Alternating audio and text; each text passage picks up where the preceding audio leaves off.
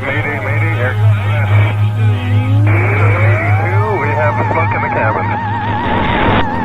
782, contact, pilot maintain.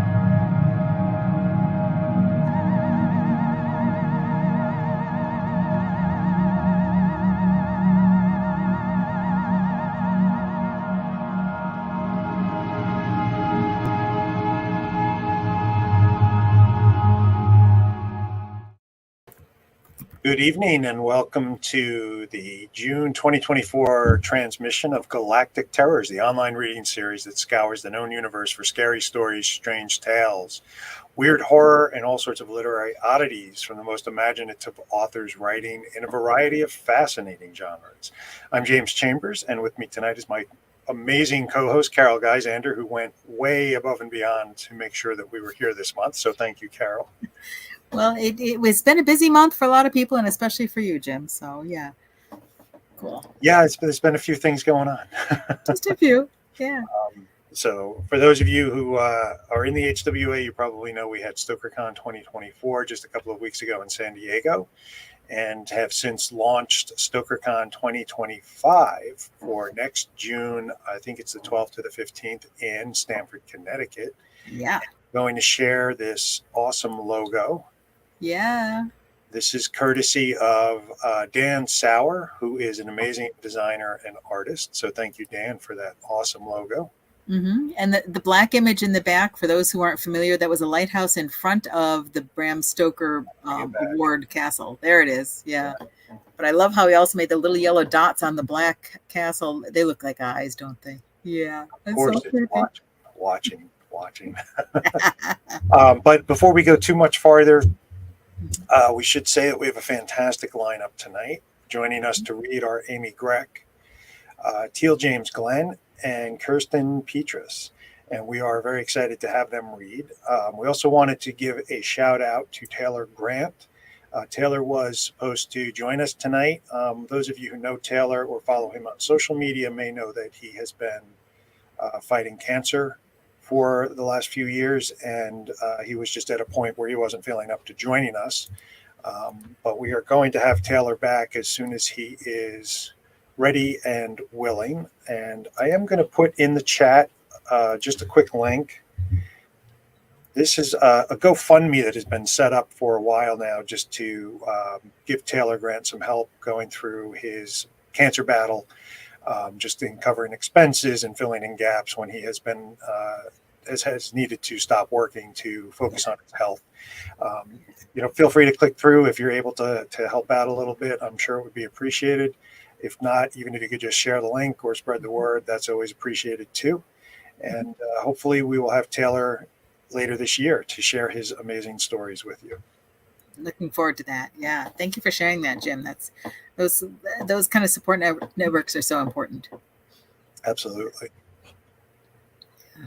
So, a number of us spent some time at StokerCon at the end of last month, beginning of this month, and it was absolutely amazing. We were in San Diego. It was a very chill environment. It was very relaxed. I guess that's the San Diego vibe, right? So. It certainly was at StokerCon. Yeah, I had never been to San Diego before. I have to get back there. It's an absolutely beautiful city. Mm-hmm. And it wasn't hot like I thought all of California was. What do I know? Yeah. So I think those of us who hadn't been there before, especially from those of us from the East Coast, were sort of gobsmacked that the weather could be so consistently nice. Mm-hmm. Mm-hmm. And cool in the morning. Yeah, they were kind to warn us, which is nice and good to know. Yeah. So we also, just a shout out to our HWA New York member, Jonathan Lees. Once again, he chaired the Final Frame Horror Short Film Competition and showed us a bunch of movies that Friday night, and they were all wonderfully creepy. So that was really enjoyable part of the show. So, Yeah, and next year in Connecticut will be the 10th Final Frame Film Competition. ooh, And I suspect Jonathan is going to cook up something pretty memorable to commemorate that anniversary. that's going to be exciting. Yeah, pretty And cool. if you're interested in attending StokerCon, if you haven't before or you weren't able to make it to San Diego, it'll be Stamford, Connecticut, and tickets are currently on sale on Eventbrite, the HWA's Eventbrite page, and it will be at the Hilton Hotel in Stamford, Connecticut. Confirmed guests of honor are Paula Garan, who is a longtime editor in the genre, Gabby Triana, and Tim Wagner. That's a great crew. Yeah. Terrific. And there will be more announced, hopefully, by the fall. Yeah. I mean, this is just 2 weeks after the previous one. So it's only 50 weeks until... No, that's not quite right. Yeah. No, that's really cool. And then there's some other events coming up. For those who are in the New York area, there's a brand new book fair out on Long Island. It's called the 2024 Gold Coast Book Fair. And it's June 28th through 30th on the campus of Long Island University in Brookville and downtown Oyster Bay, Long Island. It's open to the public, free to attend. And I'm kind of excited because I'm moderating a discussion there called Otherworldly Realms, Sci-Fi, Horror, and Spaces in Between on that Saturday afternoon with horror authors Cassandra Caw and Nat Cassidy about their recent books. And those are... the other exciting thing is they just sent me the books. So The Dead Take the A Train and Nat Cassidy's Nestlings. So very cool. I'm enjoying these a lot. You know, they're really wonderfully creepy. So now I've often taken the A Train, and I'm going to assume that that's a nonfiction book because that's been my experience on the A Train. It is there's one hysterical line in the book where they were too messed up and bloody from something that they had to do. So they couldn't like get in a cab or something. So, just take the subway. That'll be fine. So that made me chuckle. So that's great. And that's on Saturday, June 29th, right, Carol? Yes, that's right. And I have a link I can put up in there and such in a sec. So, yeah. So have you found your brain yet after StokerCon, Jim? I'm not sure if I have. It's around here somewhere. I'm closing in on it. Maybe I shouldn't have checked my bags because I think it was in my suitcase. Yeah. I mean, I'm confident that I will find it in the last place I look. That's true. And for those of you in our audience tonight who are returning to join us for Galactic Terrors, we appreciate you coming back and we appreciate your support. For those of you who may be joining us for the first time, Galactic Terrors airs or transmits or live streams, however you want to call it, every second Thursday of the month. And we bring you a lineup of 3 terrific readers. You can click subscribe below. Like and subscribe, I think, is the phrase. Or if Nicholas Dyack is with us tonight, I'm sure he'll be urging you to mash that like button. Yeah. And that's for folks who are watching on YouTube.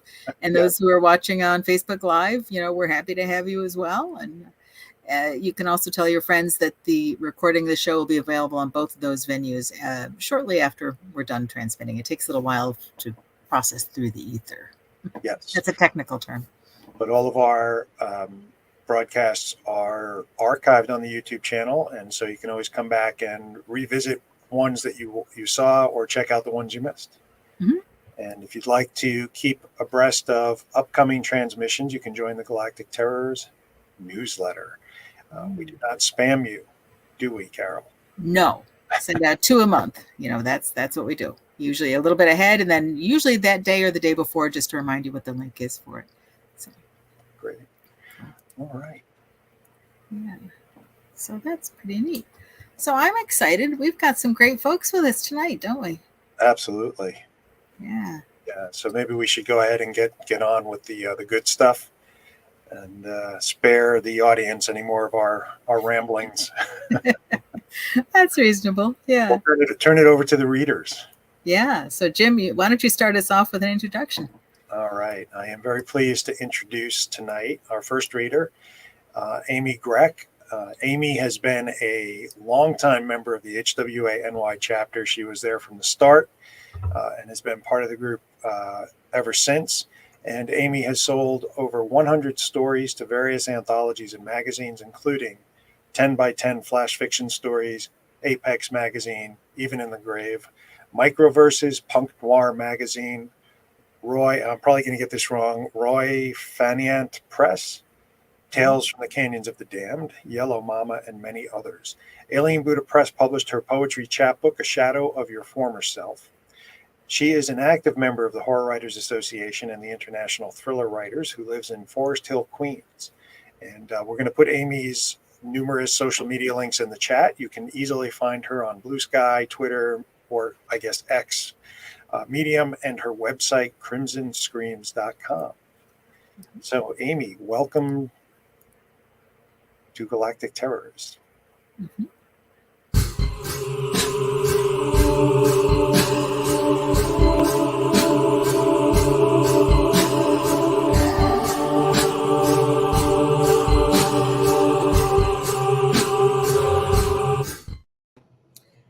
Thank you for that fantastic introduction, Jim.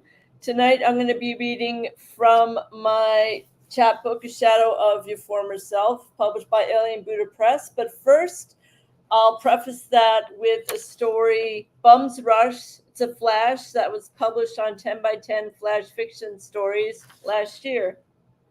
On her way home from Bowers and Tents in Brooklyn, a 51-year-old author makes the trek back to Forest Hills, which takes over an hour by subway due to never-ending instruction. She had two siders catching up with fellow authors, reminding them of the launch party for her new poetry chapbook the following week. The woman absently scratches the red raw scar below her left ear. She got caught in Brooklyn gang crossfire a few years ago. A bullet ricocheted off her left cheek, a glancing blow that resulted in an unsightly crater roughly the size of a quarter, and a welcome war wound. She got her NYC concealed carry permit shortly thereafter and has been armed ever since.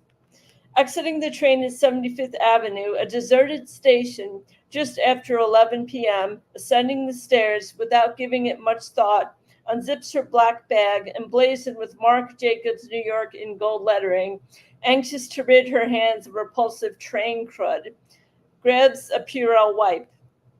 The bag, an impulse buy at Nordstrom Rack, winds up being a vagrant magnet. The homeless know it's expensive. Intricate stitching with fox gold zippers is a dead giveaway. Vigilant, she rebuffs their unwelcome advances with the stone-cold stare that conveys disgust. The woman grits her teeth when she spies a 40-something, ruddy-cheeked man with a pasty complexion wearing a camouflage jacket, black pants, and matching shoes lurking near the exit. A native New Yorker, she knows that means trouble. He immediately approaches, eager for what he mistakes as a handout. Hey, good night. Hey, good night, he squawks urgently, like a demented parrot bouncing on the balls of its feet. She ignores his cryptic chant, reaches into her bag again, snatches something, then lets it dangle from her right shoulder. The man takes the bait, lunging, but falls short. Don't fuck with me, he snarls, his hot breath whiskey sour in her ear. I'm just getting started, she scoffs, wielding a hot pink concealed carry Glock 26 9mm she picked up for steel online that she affectionately calls Vicious Pink. The pink compact gun is a stark comparison to her subdued black leather bag. Recalling her training, she effortlessly leans into a shooting stance, exhales, and caresses the trigger with her right index finger before squeezing off her shot. The man staggers, backing himself into a corner littered with empty bottles and greasy crumpled fast food wrappers flushed with the cool white subway tile. His bloodshot eyes widen, a mishmash of shock and awe as the bullet pierces his right kneecap, a cheap shot. His leg buckles and he slumps, clutching his ruined knee with the rest of the trash. Bum's rush, the woman chuckles, smirking, and tucks a Vicious Pink back into her bag for safekeeping. And now I'll read a poem from A Shadow of Your Former Self. This is the title poem. Rich or poor, you never know what's in store. The virus doesn't discriminate. It's a cause of great debate. Thousands of people won't survive. What a time to be alive. How best to prevent the spread and limit the number of dead? Social distance, some resistance. Gone tomorrow or here to stay? It's impossible to say. So close, yet so far. 6 feet apart breaks your heart. Wear a mask as a sign of respect. One less person to infect. Dreams deferred, undeterred, you forge ahead, not better off dead. COVID-19 antibody test causes civil unrest. Negative results, you're in the clear. One less thing to fear. If antibodies are present, you resent self-imposed quarantine. Endless Zoom calls, so mentally draining. You aren't the only one complaining. This new normal seems anything but. You carry on no matter what. Ensconced in a protective bubble, you hoard supplies, hoping to avoid trouble.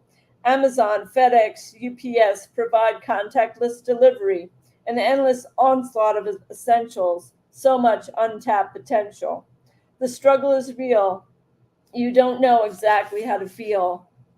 Some days you're perfectly content to spend streaming Disney Plus, HBO, Hulu, Netflix, Prime Video, Showtime, Shudder, so sublime. Other days you wake up screaming, order takeout with reckless abandon, Thai for lunch from your favorite place, sushi for dinner, such an expensive disgrace. You spend hours texting friends. Will this mindless boredom ever end? Weeks pass and you're scrambling to pay rent. An unexpected email from the head of talent at the creative firm or you had a cushy job. Notice all projects are on hold, catches you off guard. Sometimes the world can be so cold. As a consultant, you didn't need to leave your Brooklyn apartment to make a buck. Talk about dumb luck. A shadow of your former self. Suddenly, you're without wealth. Your finances have become a house of cards. Now you're left rummaging through shards, lost in a momentary state of panic until you realize you are hired as a W-2 employee. That makes you eligible for unemployment. Apply is something you quickly do. You discover, too, that due to COVID-19, you may qualify for an additional $600 per week. You shriek with joy. The pandemic, rife with strife, won't destroy your quality of life, or so it seems. You still have plenty of hopes and dreams. And let me do my bite-sized cannibalism 6-word story. It's called Hungry for More. Cannibal, hungry for more, inquire within. Thank you.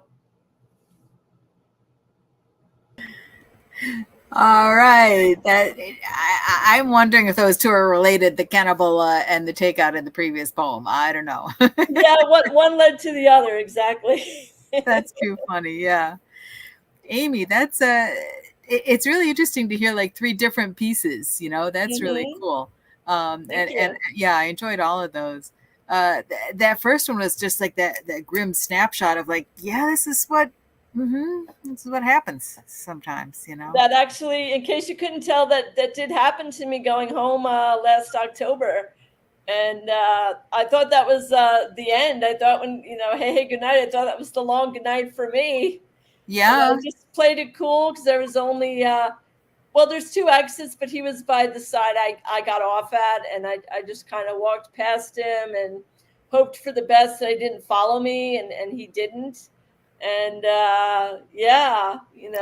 So you have a vicious pink. Okay, I get it. No, I don't. That part, I don't have a gun. I've never fired a gun. That's where it veers off into fiction. So that was semi-autobiographical. I should have clarified that. No, I am kind of teasing you because I know you. Sure. But I think that's really an interesting thought, that you see something in real life and then it turns into your fiction. You know, yes. And that's what one does from there. Now, could we follow that same thought with the middle piece, the one about the COVID? Now, I'm curious to know, when did you write it? Was it during COVID or after? It actually was during COVID, when I was waylaid on Long Island for 2 years. And for a while, I'm a consultant is my day job, online marketing. And like a lot of people, for a lot of the time during the pandemic, I didn't have work. So I was able to get a lot of writing done and really take a deep dive into how the pandemic was affecting me. And that's where the entire chapbook, how that came into being. Yeah. Well, it's a great title. I mean, that piece really, that nails the concept right there. What so sometimes we do write these things to be cathartic. What was the effect on you of writing it? Is that too personal a question to ask? Oh no, not at all. It was a relief, and it was very cathartic. There are other poems in here that kind of bash the suburbs on Long Island, only because I'm a city girl and I was trying to accept my fate at the time. Because you're out on the suburbs of Long Island, yes. I could only walk to 6 places out there, literally. Ooh. Yeah, I mean, my brother did live nearby, and he would take me to the store for grocery shopping, but not every week. So, yeah, it was quite a culture shock. Yes. Well, I'm glad that was a little bubble for you and that you've popped your bubble and escaped. Yeah. Exactly, yes. So, bite size. So those come in little wrappers? I'm not sure. Yeah. No, mine's just all unwrapped. It's all out there. Okay. That's fair. So could you tell me what, I know you write poetry and you write stories and longer pieces as well. What kind of things do you bring to bear when you're how do you choose what you're going to express your thought in? I guess that's what I'm trying to get to. So if you have something, how do you decide, story or poem or what? That's a great question, Carol. And I have started pieces like that story Bums Rush I read actually started as a poem. And I said, no, let's make this a flash story, because I also had an editor who requested something. The editor of 10 by 10 Flash Fiction Stories requested a story like a year before that. And I didn't have anything that fit. I wasn't just going to send him any old thing, right? Right. So yeah, sometimes my muse just sort of presents the concept in the form of a poem, and who am I to argue most of the time, except for that one story I just mentioned. Yeah, that's cool. Now, a lot of your work is New York based, right? It is. Yeah, I remember your story from Even in the Grave, our ghost anthology. Was a very cool New York group kind of focus. So that was kind of cool. Actually, along those lines, Carol, that apartment in that story was inspired by my first apartment in Greenpoint, Brooklyn. It was a very old, rundown building. So the description in the story isn't far off the mark from where I was living way back in the mid-90s. Yeah, that was kind of cool. It did seem very realistic. Yes. That's why. Yeah, that's neat. Yeah. But the fun thing about writing, setting a lot of my work in New York City is different neighborhoods have different vibes, and so they almost become characters. Like I have a novella that is out for submission. I won't mention the title, but it is set in Alphabet City, New York. And it's funny, when I was researching, I will divulge this much. The different avenues in Alphabet City, A, B, C, D, they do mean something. I looked it up. A stands for aware, B stands for beware, C stands for caution, and you'll never guess what D stands for. Danger? Yeah. No. Is death. Death, it just goes for the jugular. I Googled it. Wow. I started the novella actually in the early 2000s, and then I shelved it and came back to it. And that's what Google revealed, and who was I to argue? It sort of makes sense. Well, so for those folks who aren't familiar with New York City, where in the whole New York City metropolis is Alphabet City? Where is that? Oh, that's a good point, Carol. It's in Manhattan, in the East Village. So it's down sort of. It's not really near Chambers Street, but it's downtown. Like the lower part. It takes the subway. Okay, cool. Yeah, that's neat. Well, that's good. Yeah, I used to work in this city, and I commuted every day from New Jersey on the train. Oh boy, I got so much reading done, and I miss that. Except, no, I don't. I'm sure not. Yes. Yeah, that's true. Yeah. Well, this has been really exciting. It's been fun having you on, and thank you for sharing some words. Oh, thank you, Carol. Thanks for having me. That's terrific. Now, please come back on with us at the end when we'll talk about what other kind of things folks have coming up. Okay. Absolutely. And one last point, my chapbook is available on Amazon, A Shadow of Your Former Self, if anyone is interested in picking it up. Yeah. Oh, So hold on just a second. I have the link right here, and I'm going to put that in our chat because I Fantastic. just happen to have it. There we go. There we go. Hooray. Cool. Well, thanks much. We'll see you again in a few minutes. All right. See you later. Thank you, Carol. Thanks, Amy. Yeah. What I'd love to do is introduce our next author, TEEL James Glenn. Now, the important thing to know is that he has killed hundreds and been killed more times on stage and screen as he's traveled the world for 40 plus years as a stuntman, swordmaster, storyteller, bodyguard, actor, and haunted house barker. He's published dozens of novels, and his poetry and stories have been printed in over 200 magazines, including Weird Tales, Mystery, Mad, Mystery Weekly, Blazing Adventures, and Sherlock Holmes Mystery. One of his stories appears in the Chaos Clock from Eastbeck Books. His novel, A Cowboy in Carpathia, a Bob Howard adventure, won Best Novel 2021 in the Pulp Factory Award. He's also the winner of the 2012 Pulp Arc Award for Best Author. And he was a finalist for the Derringer Short Mystery Award in 2022. His website is theurbanswashbuckler.com. Welcome, TEEL James Glenn.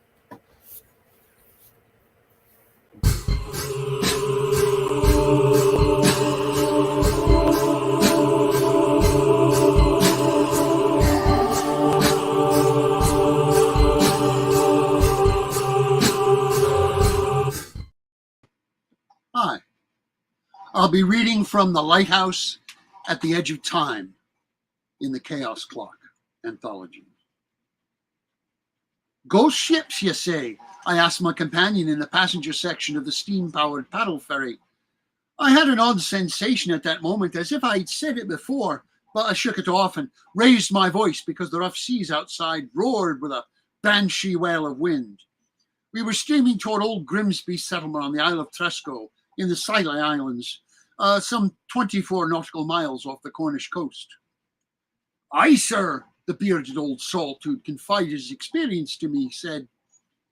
Last month it were. Ships disappearing. Two's I know of for sure. A packet in a ferry. I could scarce make out what he said between the clay pipe clenched precariously in his mouth and the wheezing hissing of the steam-powered limb that had replaced his right leg. And worse, reappearing in a strange fog, but not quite. Phantom ships seem to sail along the shoreline with the screams of those on shipboard. Most would take his story as a tall sea tale, but I'd come to appreciate such things as more omens than imaginings. It might be the year of our Lord 1894, but superstitions of ages gone lived long. My name is Jack Stone, captain of the Horse Guard, and currently seconded to Dr. Augustus Argent. The doctor is minister without portfolio for the Crown, charged with investigating occult affairs. Phantom ships are exactly the sort of thing that interests him, and with the odd occurrences happening recently in other corners of the Empire, it behooved me to look into this tale.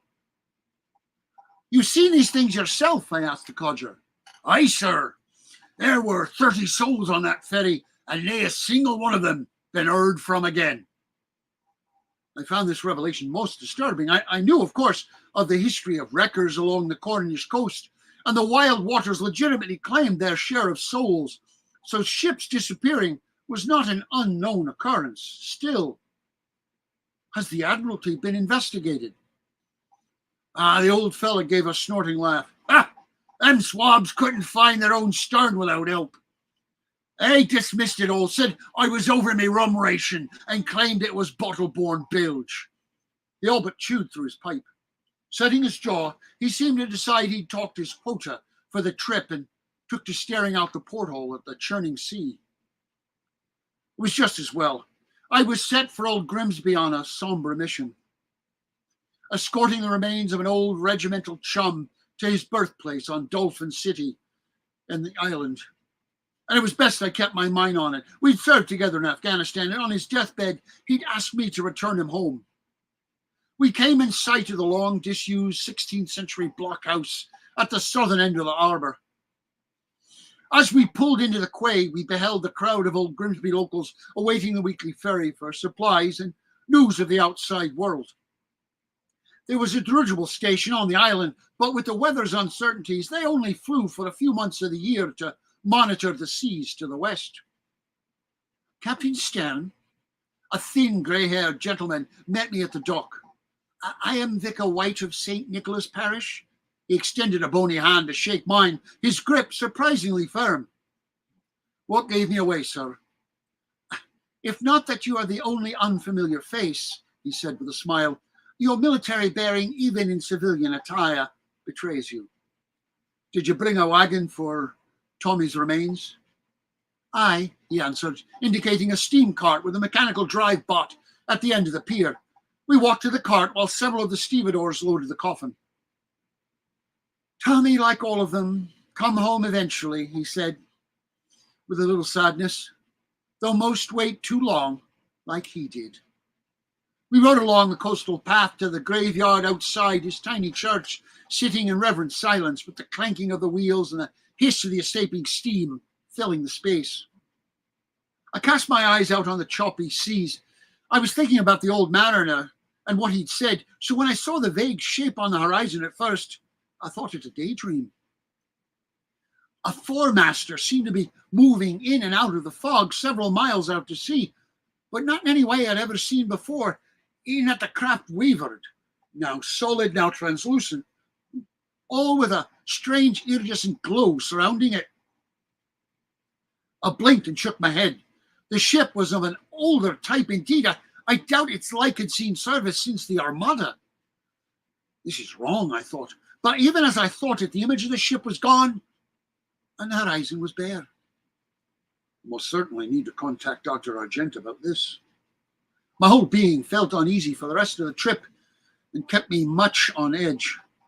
The ceremony to send Tommy on his way was a somber, quiet thing, with only the vicar and 2 locals there to say their goodbyes. Afterward, one of the attendees, a bearded salt of a man, approached me, introducing himself as a childhood friend of Tommy's who'd stayed behind on the island as a fisherman.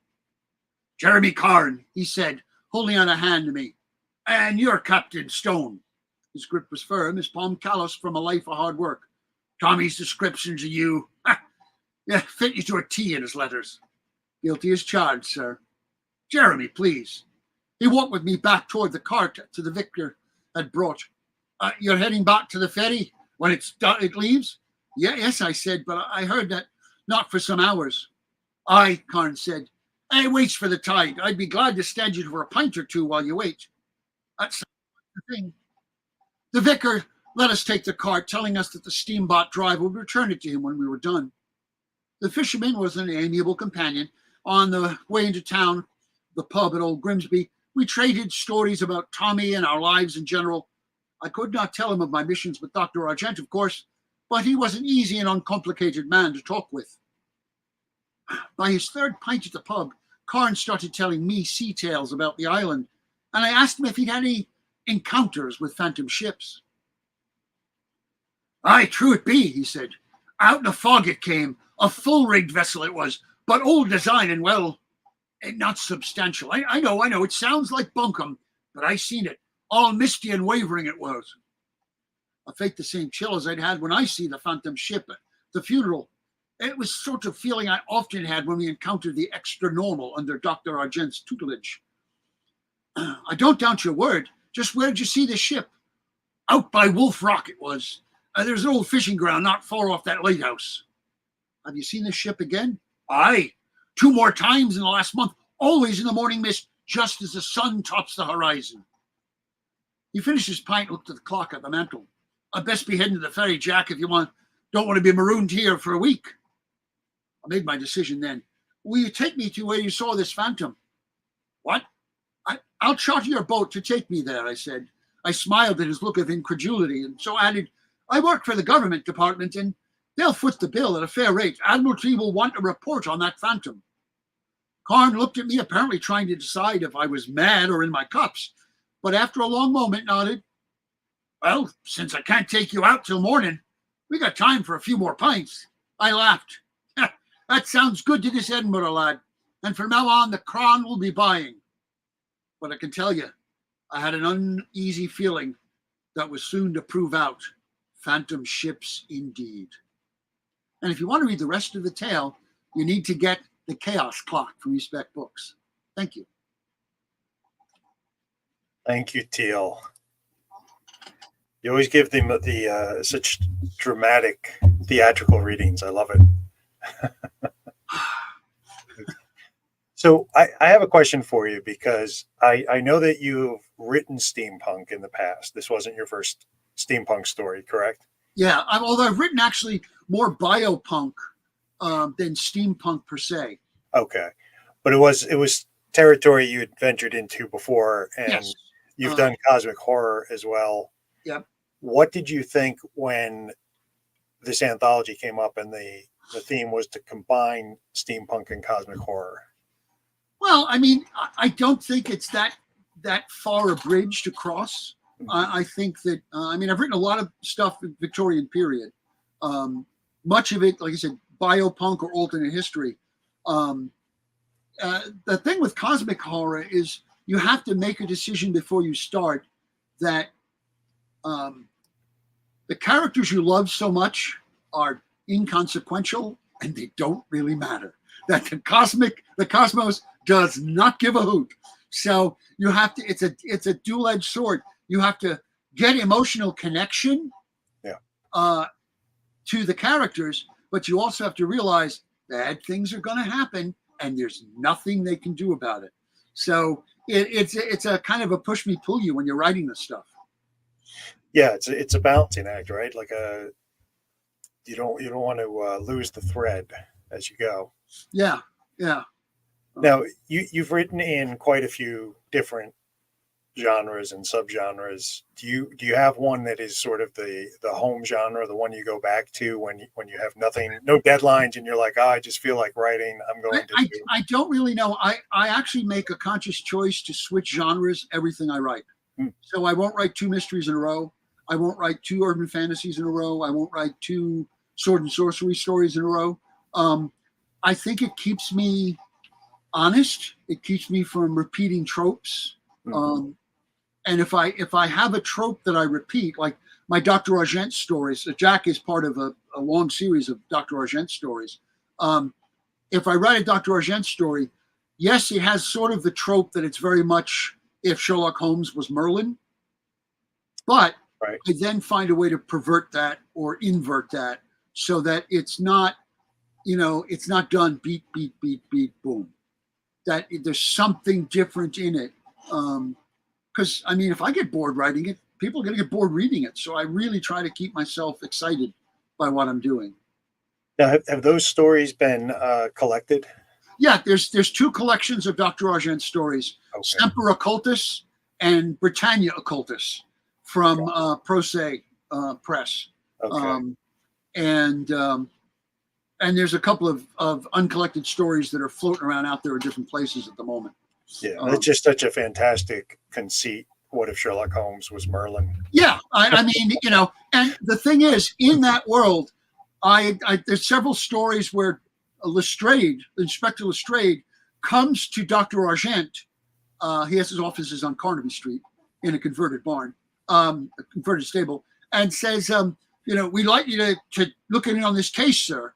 And he goes, well, what about the Baker Street fellow? And he says, well, he's out of town, or this is much more in your line. And I've actually had 2 of the Dr. Argent stories in Sherlock Holmes Mystery Magazine. So he's Sherlock Holmes adjacent, but they'll never meet, Got it. Well, just to circle back to my comment about your reading, we have a comment from Vaughn Hansen. If you don't already narrate your own audiobooks, you should. I appreciate that. I would love to. My tiny little apartment wouldn't allow me to set up for normal recording sounds. So I'm waiting for some company that takes my books to decide that they'll pay for me to go to a studio so I can do that. Because yes, I've had some books narrated by people and I want to find them and strangle them because they mispronounce the Korean words, or it's clearly supposed to be a 19-year-old New Yorker, and it's obviously a 50-year-old Midwesterner that's doing the narration. So there are times I just want to go, Yeah, I can imagine. I'm a fan of old radio shows, so it's kind of natural. Got it. We do have a question from Liam Burke, actually a pair of questions. Have you heard many sea tales from sailors? And if so, what's the most unbelievable one that you still believe? Well, my father was in the Merchant Marine for 18 years. And he didn't talk about it much. But when he did, it was things like he had an anchor on his left forearm, very much like Popeye. And he had 2 tattoos, a big anchor on his left forearm and a giant rose on his chest. My mother's name was Rose. But his anchor, there was a huge scar in the middle of it, and the pieces didn't match. And when I asked him, when I was old enough to kind of recognize that's not how it's supposed to look, I said, how'd that happen, Dad? And he said, well, I was coming home late in Calcutta, and these 3 Sikhs jumped me and, cut open my arm, and I had to kill 2 of them. And then I had to jump in the river to get away from them. And then he wrapped his arm, the muscle hanging out, with his shirt and got himself to the hospital where they sewed him up. And he always ended the story with, and I was late getting back and they fined me. I was listed AOL. So, but no stories of monsters that he told me. Just that sort of thing. Him coming home late from a pub was not really an unusual occurrence. No, but that's a rough encounter for sure. Yeah. So is that, as far as you know, is that a true story? Or it's an absolutely true story. Oh, wow. Yeah, no, he was he's one of those guys. His nose had been broken so often you couldn't tell what its original purpose had been. But he was a scrawny little guy. I mean, my dad was only like 5'7", maybe 5'8", and whipcord thin. But he was one of these guys that when he worked for a moving company, he was the guy who carried the refrigerator upstairs. So he had like monkey muscle, So yeah, strange but true. Very cool. Wow, interesting. So now, when you like to genre hop, obviously you're switching it up every story. Each genre, though, has its own set of conventions and tropes and kind of not rules per se, but things that would work in a science fiction story that don't, or vice versa. So two questions. One, how did you learn all of the genres and kind of familiarize yourself with all of those differences? And how do you keep it straight when you're writing in different genres? How do you remember what to do? Well, basically, I read anything I came across for at least the first 40 years of my life. I mean, it didn't matter whether it was, the Quran, Doc Savage, Zorro, the Scarlet Letter, anything that had words in it. And I love language and I love words. And in terms of staying within the guide rails of the genres, most of my stuff that's in one genre kind of rubs the edges and maybe is a little bit more of a second genre as well. Yeah. I mean, my urban fantasy stories tend to be urban fantasy mysteries. My sword and sorcery stories, I've done horror stories, mystery stories, straight up adventure stories, and love stories in a sword and sorcery setting. So the thing is to be self-consistent with the rules, so that if I'm doing a detective story that is just a detective story, I can maybe make it a love story, but I can't have magic in it. Right. If there's certain things that just are not, that take you out of it. I'm lucky I'm in a writer's group, and if it pushes too far in one way or the other, it'll go, that's a little bit too much over there, or not enough over there, because you can kind of get in the weeds and you don't know where you are with the story. Sometimes you love the character so much, or you love the scene so much. That whole thing about kill your darlings can be very true. You have to make sure it works as a self-contained entity and not just as part of something else. Right. Every story has to be self-consistent with the beginning, middle, and end, and characters you care about. Yeah, and it's interesting because that's one of the very few pieces of writing advice I've heard that strikes me as universal, and that is read. Read everything, Oh, get your hands on, read often, read outside your genre. yeah. I mean, I feel enormously guilty that I don't read enough because I often have to make the choice, read or write. And my to be read pile now, the guilt is quadrupled because most of it are people I know, and I really want to read their work. And that's been the horrible part of entering the writing community. It's like, damn it, I'm going to run into them and I won't be able to say, I loved your book, because I haven't gotten to it yet. So I have to kind of force myself to take the time to make reading part of my writing, because it really is. If you don't know what's there, you have to prime the pump, and you have to drink different elixirs if you're going to find the one that works. Yeah, that's a good way to put it. You've got to drink different elixirs or different flavors to know how to taste. Yeah. And some are hamburger and some are juicy fruit, but some are nourishing and some are just delightfully tasty, but And they all have some are like jelly beans. Yes, yeah. Have a jelly baby, but they all have a purpose. Some are just to entertain, some are to educate, some are to reach into your soul and grab you. Yeah. The other thing is, I really try hard not to think my work is important, because if I think I'm doing something artistic and important, invariably it's self-flagellation and trash. I have to actually care that just the story is good and let other people make the judgment. Yeah, I think that's a really smart approach. The first thing a story should do is engage the reader, make them care, and keep them reading. Yeah. Everything follows from that. Yeah, because Gilbert and Sullivan didn't want to be writing operettas. They want to be writing other stuff. But the thing that people remember them for is that. And you never know what's going to be popular or what's going to strike a chord with someone. Yeah. So as long as you're true to yourself, the work will reach the people it's supposed to, I think. So one more question, just to go back to what you were saying about, taking elements from other genres and kind of mixing them. I think overall, that seems, number one, far more acceptable today than it was 20 years ago. I think readers really are looking for that. And I'm wondering, do you think authors are doing that because, it gets hard after a while to keep a vampire story interesting, or to keep a space adventure story interesting without bringing some unexpected elements in? Absolutely. I mean, I had a friend who was writing Regency romances many years ago.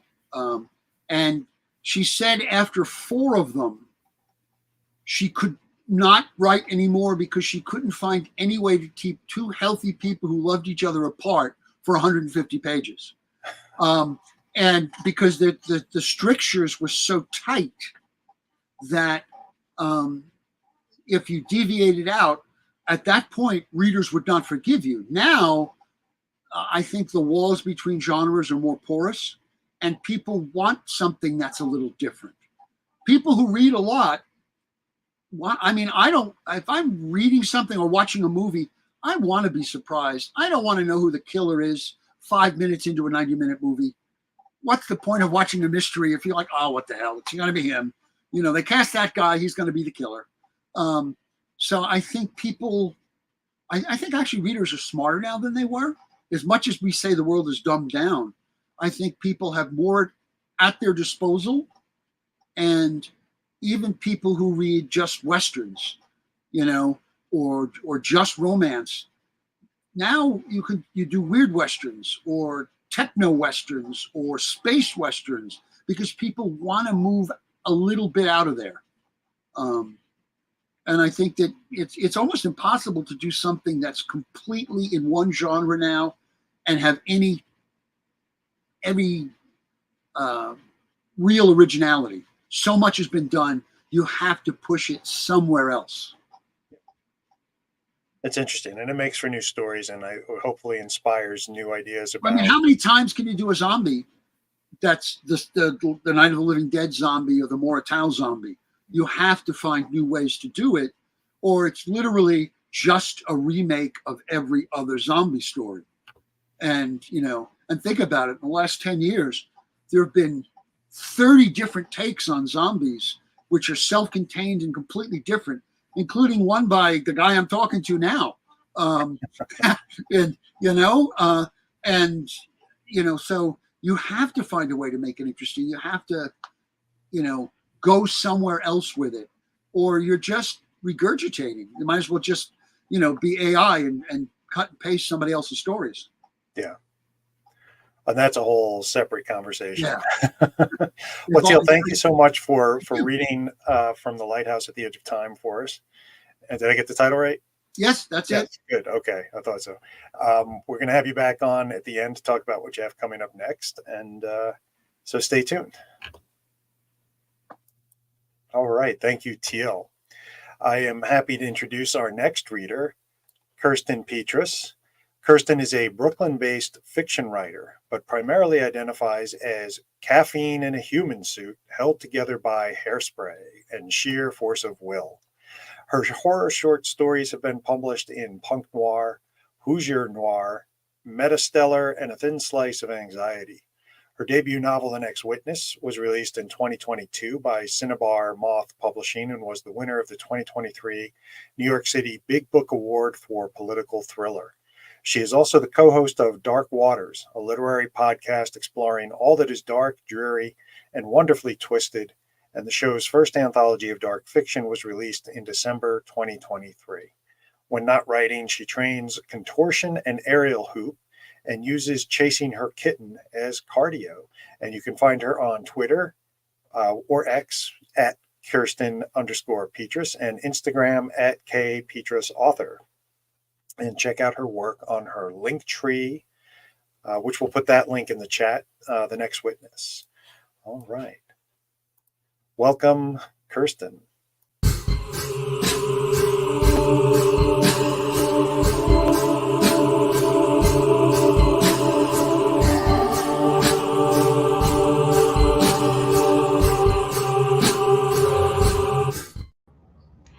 Hi, everybody. Thank you so much to James and Carol for having me on. I'm going to read two little pieces for you. This first one is called Euphoria, and it is inspired by a very specific CSI episode combined with the Calvin and Hobbes quote, "Happiness isn't enough for me, I demand euphoria." There is an echo pulsing through her brain. A dull, thudding ache reverberates in her skull as she wanders down the hall, gazing past doorways in search of something just out of reach. The fridge door opening and closing, cabinet doors shutting. She wants to rake her fingernails against the corners of her mind, longing for something, just not sure what, to scratch and claw against the voice. What would make you happy? She walks into the bathroom looking down at the marble counter, the clean tiles on the floor, the pristine shine she works so hard to maintain. It's not a conscious act as she searches through the drawers, a body on autopilot in search of a solution. Liquid drips from the edges of the counter. She feels pinpricks on her face, like 1,000 little paper cuts slashing all at once, a tear falling from her eye. What would make you happy? It's a question he kept asking, not out of kindness, but a need to return to complacency. She tried to explain it to him once as they sat on their porch with a drink in hand, and she could taste the smoke of his cigar on her tongue. The wind was blowing her hair, and the stars seemed to ignite against the sky. The heat of the night sent a line of sweat down her back, but she did not wish to move inside. She told him, "I swear, I'm happy."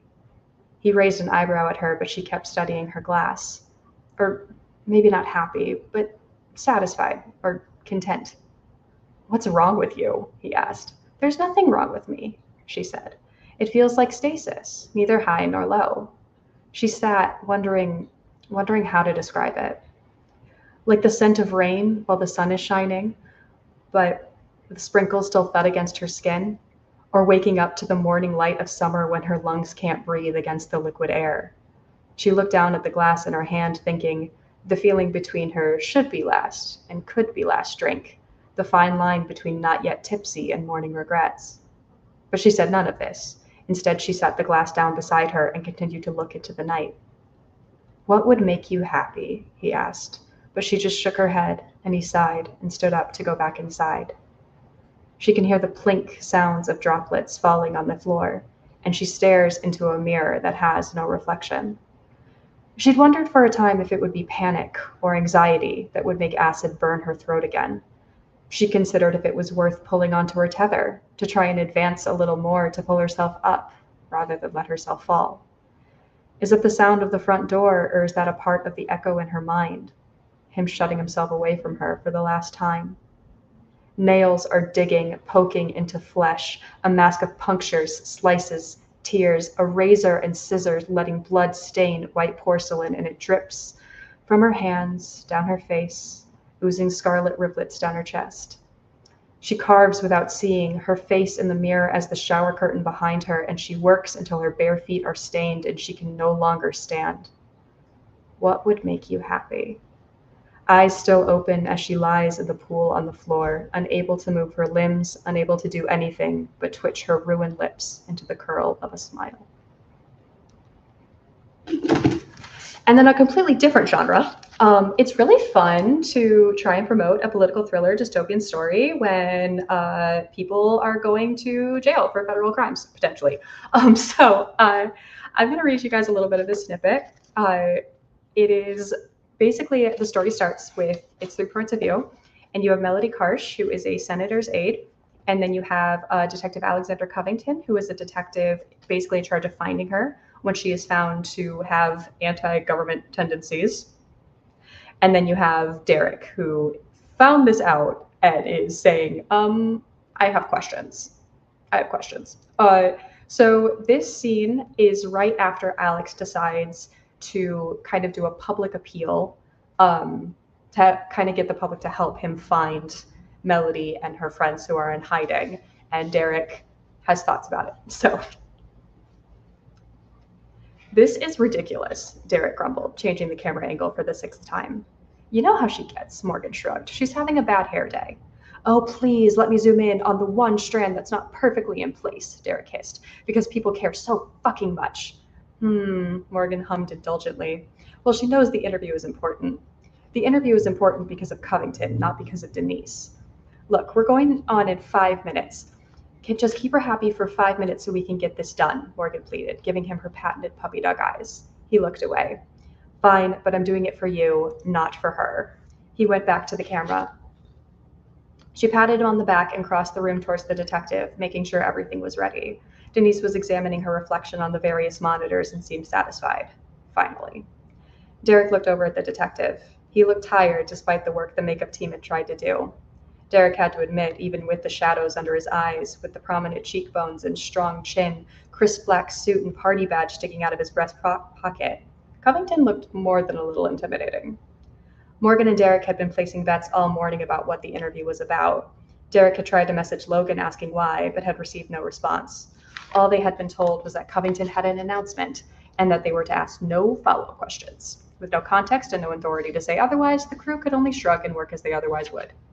"Derek, you with us?" He heard Morgan's voice. He jumped and focused on the camera, zooming in so the picture was only on Denise's face. "Ready," he called. "Right, we're live in 10, 9, 8. Morgan started counting down, putting down her fingers, but the detective said, "Wait!" He reached into his jacket pocket and pulled out a portable drive. "These need to be used when I speak. You'll know when." A confused Morgan took the drive and gave it to an assistant, who ran the drive up to the mixing booth above the stage. Morgan looked at the detective, who nodded, and she began the countdown again. 10, 9, 8, 7, 6, 5, 4. She mouthed the last 3 numbers and pointed to Denise. "Good morning, nation," Denise said brightly, managing to show every single one of her bright teeth with her smile. She began with the morning headlines, her tone bright in the right places, somber in others. She spoke on the trade deal with China, excitedly proclaiming the sharing of technological progress was within reach, gave a brief commentary on the president's desire to reclaim the Virgin Islands, and spoke of the recent developments in the construction of New York. Finally, she turned towards Derek's camera. "And now, this morning, we welcome Detective Alexander Covington for a public service announcement." Derek zoomed out the camera to encompass Covington in the frame. Now, Detective, you said you had a matter of great importance to share with us today. Indeed. Covington, Derek thought as he zoomed in, could not have looked less at home in front of a camera. We have received information regarding a small terrorist organization residing within our country, and we would like to urge the public to be vigilant and help in the aid and capture of these individuals. Our primary target is 20-year-old Melody Karsh, Covington said. I believe we have a picture? Yes, it should be right in the top corner of the screen, Denise said, and Derek could see her looking up towards the text rather than the camera. Right, Covington shifted in his seat. We have uncovered information that leads us to believe this group is plotting against the government. We were able to detain an accomplice of Karsh, and it was revealed that she was operating under an alias, Samantha or Sam Trillo.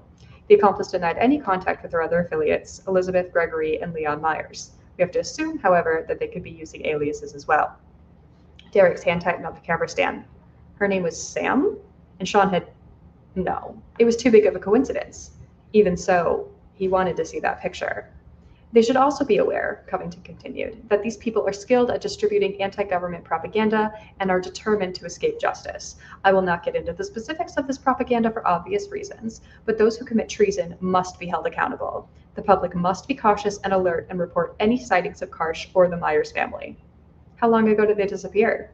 Denise asked. Everyone froze. Morgan started frantically looking around as if searching for a black hole to jump into. The moment it was determined we had lost trace of her, we began our investigation. We are positive she and the others will be found quickly, but the public should remain vigilant and help our investigation during this time. Covington's face did not show a trace of rage, but the room could feel it emanating from him in waves. Commercial, Morgan frantically mouthed. Go to commercial. Well, we thank you very much, Detective Covington, for your time and encourage the public to cooperate fully. And now, a word from our sponsors. Clear, Morgan called, and Covington stood up. He ripped the microphone off his blazer and, without a word, strode out of the studio. Morgan started screaming the second he was out of earshot. Do you want us shut down? Any idea what you've done? Morgan, what is he going to do? Denise asked, leaning back. Look, he didn't want me to ask a question, and I did anyway. They never actually announced stories like this. I wanted to know why, how far she could have gotten. The fact he didn't answer doesn't make that look good, does it? Morgan gaped at her, before returning to the mixing booth. Derek followed her and peeked over her shoulder to watch the playback. There, on the screen, were pictures of the so-called terrorists, and there was her picture. She'd been at the bar, waiting for Sean however long ago. He'd seen her picture, the background of Sean's phone, heard Sean talk about her, mope about her, drink himself stupid over her. We have a problem, he muttered to Morgan. What? Morgan jumped, not having seen him follow her. Why? Because I'm pretty sure that girl's been gone a hell of a lot longer than you think. If you want to know why that's a big deal, you'll have to pick up the next minutes. Thanks, guys.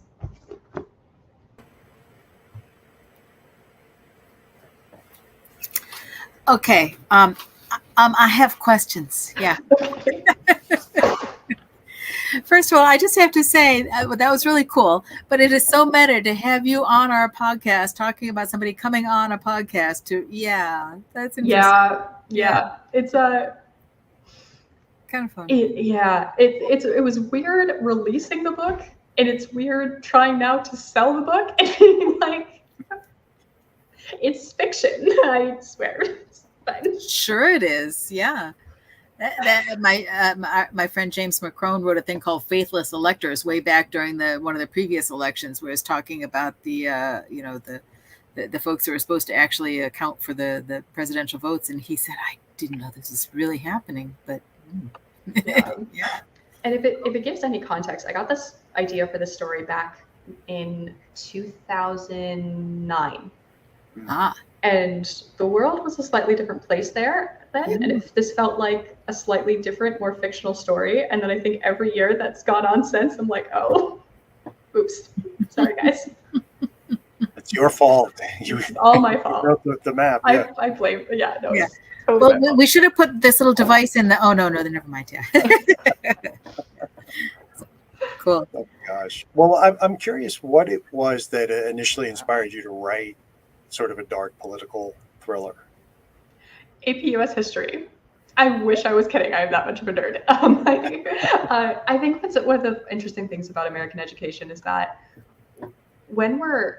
until you're in high school, basically until you're like a junior or senior in high school, you get a very diluted version of America in general, right? And even when you're at that age, like until you go to college, you're still only learning part of the story, right?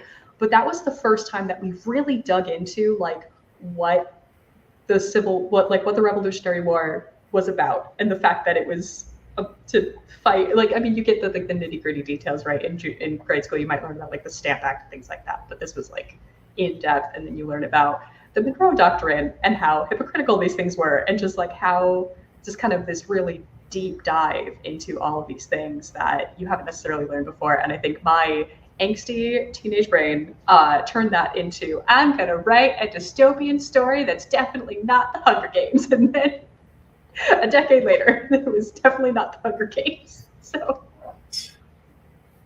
The game seems almost quaint today. But we have a question from Nathan Turner. So aside from writing stories that unintentionally mirror reality, what inspired you to write horror? My nightmares. Also wish that I was kidding, but the first short story I ever had published was also with Punk Noir, and it's a story called Superposition. You can find it on my Linktree, and that was a dream. That the ending of that was a dream, and that's a story about a movie that like a fourth of people who watch it either murder somebody or commit suicide. And the question is it the movie, or are people using it as an excuse? And at the ending of that, like what my brain said was just like, I had the last sentence of this like old guy in this like shut in apartment, just saying like, you already know what you're going to do with this information. You've now seen the movie, you know what you're going to do. So that was the first one. And then, yeah, and then most of them have come from like just turning my nightmares into stories. So the last one that I had published was called You Look So Pretty When You, and that was inspired, and I put the dream in the story, but that started with me having a dream that my teeth had shattered and I was just tasting sand in my mouth, which is a terrifying way to wake up, by the way. So I was like, you know what? Let me write that down. If I'm going to be traumatized by my own brain, let me traumatize everyone else as well. Well, you know, and that's the same thing I was talking to Amy about. So there's these things, right, in real life, and so they're important to us, or they're a dream, they're scary to us, or whatever.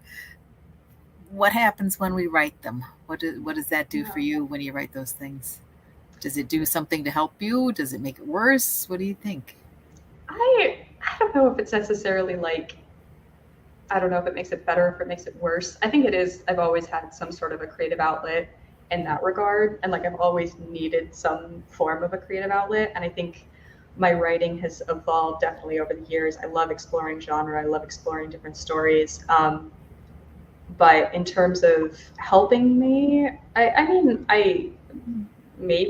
think there is something interesting about like, I think it's more cathartic when the story is done and being like, I accomplished something, like I wrote something. I think that's what gives me more joy than being like, let me jot down the horrors of my brain for the world to see. Like, that process is not necessarily. Yeah.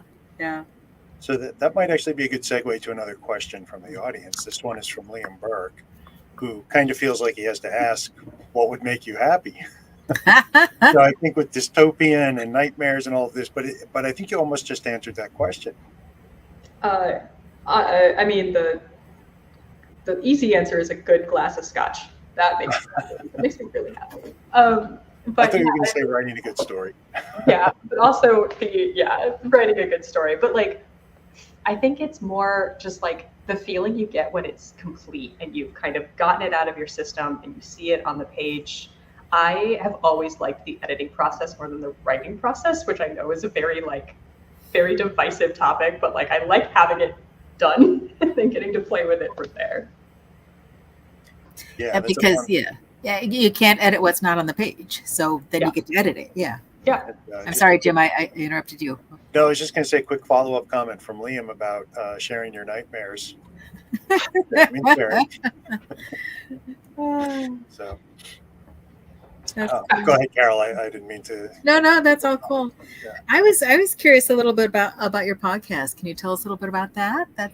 Sure, absolutely. So so Dark Water started.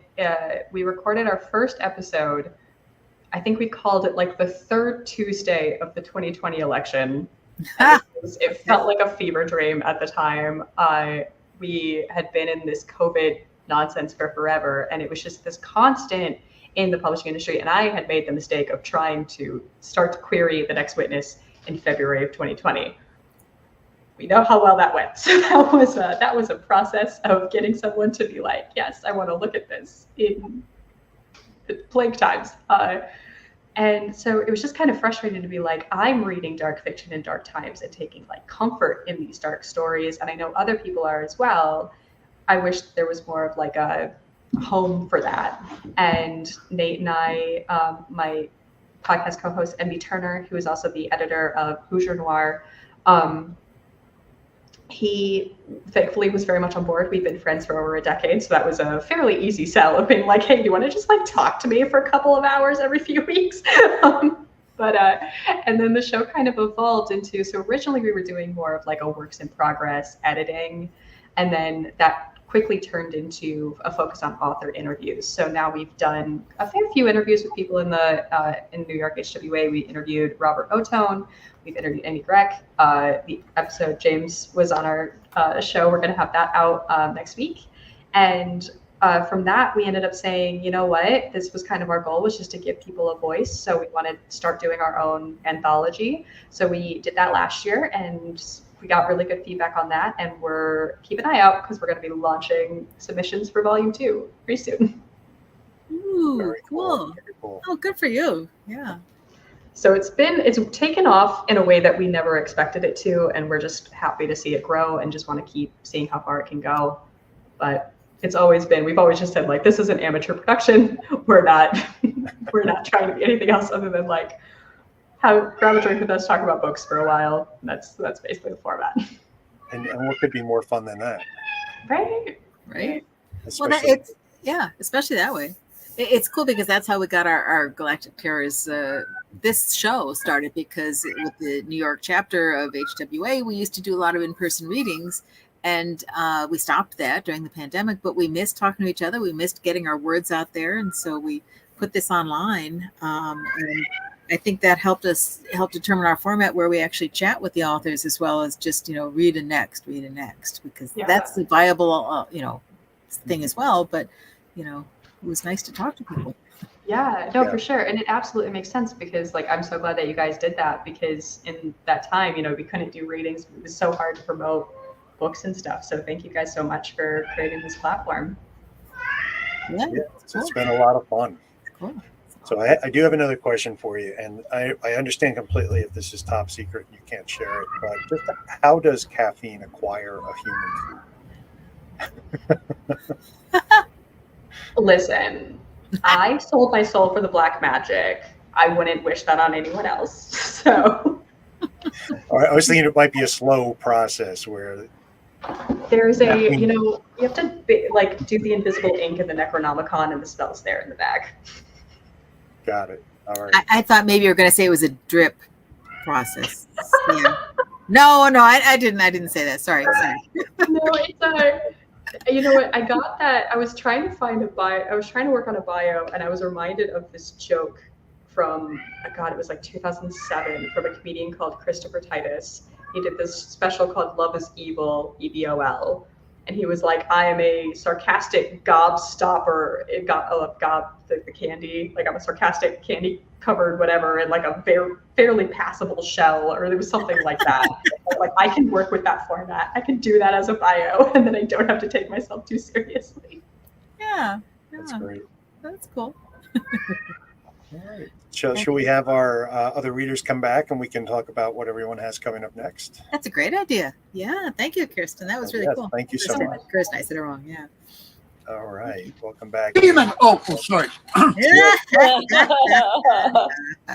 Not sure what we just interrupted Teal in the midst of. He's not dead yet, but I'll get him after the show starts.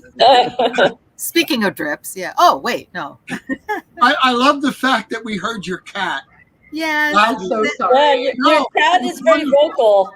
He's having It's not a Zoom without a cat. So Okay, So everyone else was hearing that too. It wasn't just Yes, it wasn't just you, much Jim, better. no. Your thing. It was just you. Yeah. I'm like, oh my God, my basement is screaming at me again. I wish I was It's kidding. the shadow behind you, Jim. The shadow Yeah. lurking.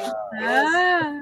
My cat has anxiety, and when Aw. he's not here, he meows like crazy. Aw. So like, I'm sorry. I was hoping he'd shut up for a while. He was taking a nap when I first started. Yes. Then Yes. he probably heard your voice and was like, "What about me? Me?" Yeah. One of my cats does that too sometimes. Well, Yeah. it's because you're clearly speaking to the cat. You're not talking to anybody else. There's nobody else there. You can't be a word witch without a familiar. Thank you. Yes. That's great. Or maybe the cat just wanted to read. I mean, Yeah. cats We're have here. stories, I'm Yeah. sure. No. That's fun. Oh my goodness. Well, thank you all for the amazing readings tonight and for sharing such different stories and for giving us a peek behind the curtain about how you write and what inspires you. It's always fascinating to hear different takes on how writers approach the process and what inspirations they draw on. But we'd love to hear about what we can keep an eye out on the horizon coming up in the future from all of you. Amy, why don't you start us off? Sure. Thanks, Jim. I have a poem coming out in October in a magazine called Illumin. And I also have a short story about corporate America. It's a horrific satire called Skeleton Crew that will be out in Black Sheep magazine, Unique Tales of Terror and Wonder, also in October. And I have 3 novellas out on submission, and I'm working on my short story collection, but none of those have landed yet, but hopefully in the next year or so. Yeah, fingers crossed. Yeah, Thank you. Yeah. it's excellent. Mm-hmm. So, and so Teal, what about you? I've got a couple of stories coming out in Black Cat Weekly, a sword and sorcery horror and a detective story.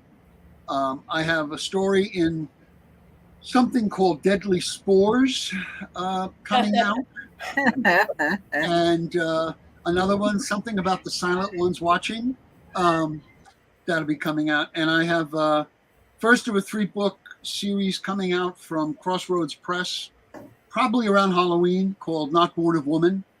And I just signed a 2-book deal to have a sword and sorcery series launching in a Kickstarter in September. Fantastic. Yes, awesome. Oh, we got the kitty. Oh, there we go. That's me. Kitty won't stay, but at least we know it wasn't a small child screaming. Well, it may have been, but yeah. Sorry. Sometimes that'll shut him up if I just like feel like I you never can't know. pay attention. Sorry for cutting you off there, Teal. Yeah, no, great. But yeah, congratulations on everything. That sounds really exciting. I'm so excited for the Deadly Spores anthology. It sounds great. In terms of things I've got in the pipe, as I mentioned, we're going to be opening submissions for the Dark Waters Volume 2 anthology, and that's going to cover basically every sort of dark fiction genre. We'll have specifics coming out soon. And then I've been working on my second novel, which I am so close to being done with. I am so close. I can taste it. So it's almost there, and I cannot wait to finally be done. But that'll be more of a magical thriller. So that's that is a road trip from South Bend, Indiana to the Superstition Mountains in Arizona involving fire and electric motorcycle chases. I'm not going to explain it well right now. But Wow. It already sounds great. Wow. Just take my money now, folks. Yeah. Yeah. That's all awesome. sound great. Yeah. And now, is there some place online people can follow to look for when you open for submissions? Yeah, follow us on Twitter at Podcast Waters, or go to our website at darkwaterspodcast.com, and it'll be up on both of those. Awesome. Cool. Great. Something to look forward to. And then where can people find the first Dark Waters anthology? Anywhere books are sold, really. We have it distributed. I think it's only in one physical bookstore in Edinburgh. Fits well with Teal story. But basically, if you want to order it online through Barnes & Noble, through Amazon, through Walmart, bookshop.org, like anywhere is probably going to be able to get it. Excellent. Awesome. Yeah. Jim, how about you? What do you have coming up? Oh, what do I have coming up? I have an anthology coming out, Where the Silent Ones Watch, which is stories inspired by or set in the worlds of William Hope Hodgson, and it does include a story by Teal. So it's a mix of cosmic horror, weird horror, and Hodgsonian horror, which is a term I coined for the anthology that describes types of horror that fit into William Hope Hodgson's milieu, but maybe you're not weird or cosmic. Sort of a hodgepodge. Oh, Fantastic. Love yeah. Oh my gosh. All right, that's one, Teal. We may hang out a little bit too much. Yeah, okay. Yeah, that'll be coming from Hippocampus Press soon. Follow me online. I'm easy to find on Facebook, Instagram, and elsewhere if you are interested in seeing the cover, which I will be revealing hopefully within the next week or so. Ooh, Awesome. we've been waiting. It's going to be cool, I'm sure. Yeah, that's cool. And Carol, I think you have a couple of projects in the work. Yeah, I thought I'd do a few things all at once. What a great idea. Yeah. But we did mention this is the new cover for Dark Spores, Stories We Tell After Midnight, Volume 4. Ooh, and this is a fabulous piece of artwork by Lynn Hansen, assembled by hundreds of little bits and pieces of mushrooms. And this is fungus horror, or mushroom horror. And I'm excited. We have Jim and Teal putting a story in here. And we just finished our Kickstarter and met our goal and all sorts of good things. There will be an open call from July 1 to 15, and people can find that on crowngirlspress.com website. But the other very exciting thing that I have, and that will come out like later in the year. We're working on the editing right now. But the other exciting thing that I have coming up is something called Discontinue If Death Ensues. And this is an anthology of stories about tales from the tipping point. And this is also beautiful Lynn Hansen artwork. The one on the left here is the inside artwork that she did for it. And the gist of this anthology, these are the 5 women who were all nominees with me for the Bram Stoker Award, the first time that all the nominees in one category were women in history. And so we got together and discovered we tend to write some feminist-oriented work. And so the idea is, we've been abusing the planet for a long time. We've been abusing women for a long time, and something has changed. We've reached a tipping point. There's some strange powers, maybe some strange creatures, and the 5 women are from different parts of the world, so each wrote stories based on where they are in New Zealand, Australia, UK, and 2 in the US here. So that's coming up September 3rd, and my co-editor is Anna Taborska. We also have Lee Murray, Cindy O'Quinn, and Kyla Lee Ward. And so I'm very excited. This has been a real passion project for us and for our publisher as well. You know, Flame Tree Press is really going all out to support this. So we're very excited. That inside cover looked beautiful. Yeah. Isn't that gorgeous? Yes, amazing. Yes. Congrats. Yes, thank you. I'm very excited about that. Every time I see one of Lynn's covers, I feel like she's outdone herself. Every single time she just keeps doing more and more. It's simply amazing. And they're never the same. They're always exactly what that book needed, not what another book could have. It's just brilliant. Mm-hmm. It is. And, you know, Lynn Hansen is one of the people who actually reads the whole book before she does the cover, which has got to take a huge amount of time. Oh, I put such a long thing here. It went into multiple things on our Galactic Terrors YouTube. Anyway, yeah, I maybe put a few too many words because I'm excited. Yeah. Oh, well. So what about some events coming up? There's a few more things coming. We already talked about the book fair out in Long Island. But I was also thinking that it's exciting that Necronomicon is coming up in the Northeast. That's in Providence, Rhode Island. You know, for those who like weird fiction and such. So that's coming up. I think that should be an awful. I'm going to that one again. It's every other year. Yeah. Yeah. So that's kind of cool. Yeah, unfortunately, I will be missing this year. So yeah, I'm sorry about that. This Necronomicon, because you have to wait 2 years for the next one. Yeah. For as they say, the stars to be right again. Yeah. Yes. Cool. So I posted. Oh, good. That post fit in the whole There we go. the Great. box. Yeah. All right. Yeah. Terrific. Well, thank you so much. And thank you to Lou Rara, also, who does our wonderful graphics for these things. I mean, he makes us look so good, right? Mhm. He does a fantastic job. Yeah. All right. And just a reminder that if you'd like to stay on top of future transmissions from Galactic Terrors, join the newsletter, and we'll be sending out updates about the upcoming schedule in the next few weeks so that you can follow our next live streams. And you can always catch our recordings on our YouTube channel.